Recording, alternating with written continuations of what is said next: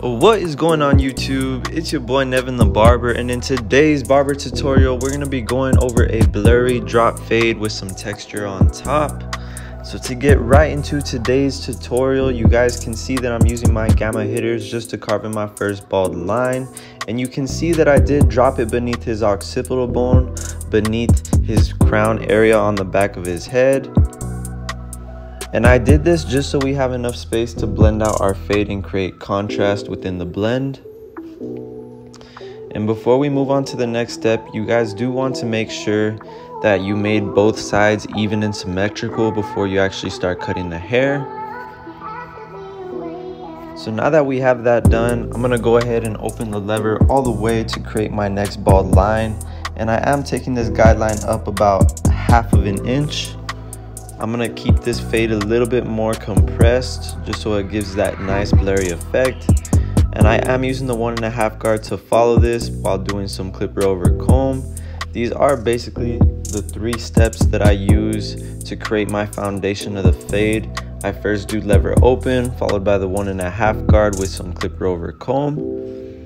And after you guys got those 3 steps knocked in, you can then move on to this blending out that second section in the fade.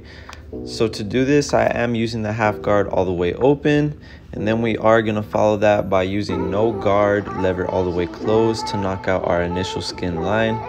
So this is a very simple process. As you guys can see, I was able to achieve a nice clean blend with those few steps.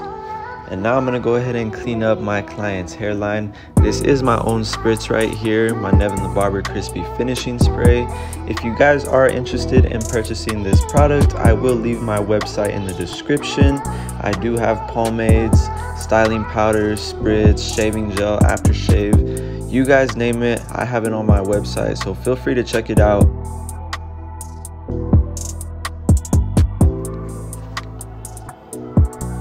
And you guys can see that I'm just carving in my client's C-cup right here, getting a nice clean edge up done. And you only have to use the corner of the blade when doing this. You don't have to use the entire blade. Just imagine it as a pencil carving in your line. And you guys can see with those few simple steps, we were able to achieve a nice clean blend. So now to get into the fade on the other side, I am going to be doing the same exact steps, starting with my lever all the way open on my apex clippers. And these clippers right here are very good. I would highly recommend them to any beginner. You guys can get a discount on them as well if you use my code NEVIN10 on the Gamma website. And we are going to be following this guideline right here with the 1.5 guard all the way open. So this is cutting the hair down to a short number 2 guard length. We are going to follow it with some clipper over comb as always. This is a very good technique to blend above the occipital bone in the parietal ridge without taking off too much length.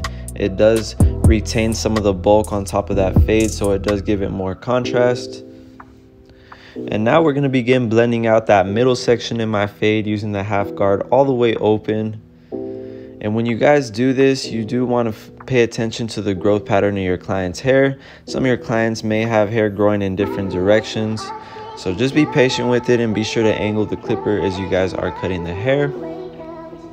And now we are following that last guideline with the clipper all the way closed. This is going to knock out your skin line and blend it into the 0.5. So now that we have all of our steps complete, you guys can see we were able to achieve a nice clean blend. And now I'm going to begin my C-cup while using my gamma hitters. And whenever you guys are doing your edge ups, it's very important that you use a modified clipper just because it will make the job 10 times easier for you. That way you can just go back with your straight edge razor.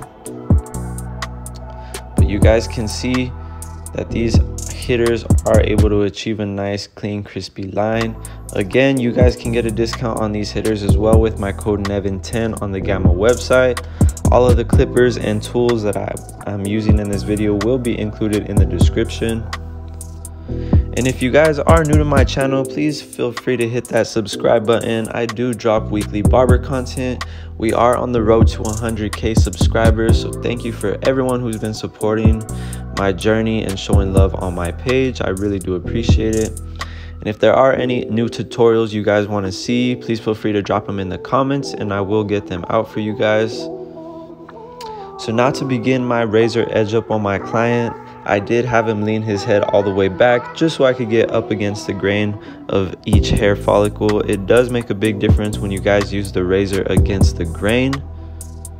So personally, I would recommend that you guys lean your client head back when it comes to doing the razor part of the haircut. And I am going to be doing a razor fade instead of just using my trimmers and an electric shaver. I went ahead and just did a straight razor shave with the blade. I do like doing this every now and then just because it gives your client that old school barbershop experience. And not only that, I personally do love using the straight edge razor. It's very fun and it does leave your fades looking nice and clean as opposed to using the electric shaver. It does take a little bit longer, but like I said, I'm sure your clients will enjoy it just because it does bring back that old school experience, and it may also increase your chances of getting tipped. So if you guys ever do have extra time, you know, to give your client that experience, you can always throw in a straight razor shave. And to begin the other side, you guys can see that I'm stretching the skin in the opposite direction in which I'm bringing the razor blade. It's very important that you guys create that tension between the blade and the skin, just so you don't nick your client and so you can get the smoothest shave possible.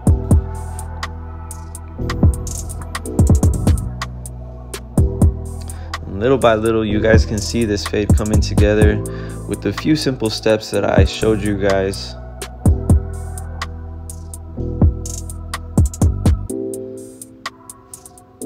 Just to clean up those last hairs on my client's neck. And now that we're done with the razor work, I'm gonna go ahead and saturate the top of my client's hair just so we could thin it out and create some texture. My client didn't want to necessarily take off too much length. He just wanted to thin it out so it didn't feel as bulky. So whenever I thin out the top of my client's hair, like I said, I always like to begin first saturating it with some water, and then I'm gonna go and hit it with my thinning shears all throughout the top of his crown, just so that the ends of his hair aren't so bulky. And I am doing this right above my fingers. As you guys can see, my client's hair was about 2.5 inches long, I would say. And you guys want to repeat this same process all along the crown and parietal ridge of your client's head. And again, I'm going to begin doing some vertical subsections on the top just to make sure that it's all even and that I got all the hairs cut, or thinned out, I should say. And now that we have that done, I'm going to go ahead and do some slithering on the top of my client's scalp. And basically, this is just creating more volume within his hair, so when he runs his fingers through it, it's not going to feel as bulky or thick.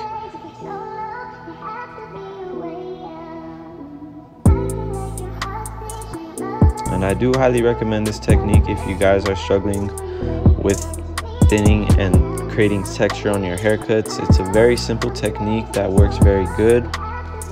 And here I'm applying some of my NevinTheBarber texturizing powder. It does create volume and texture in your hair.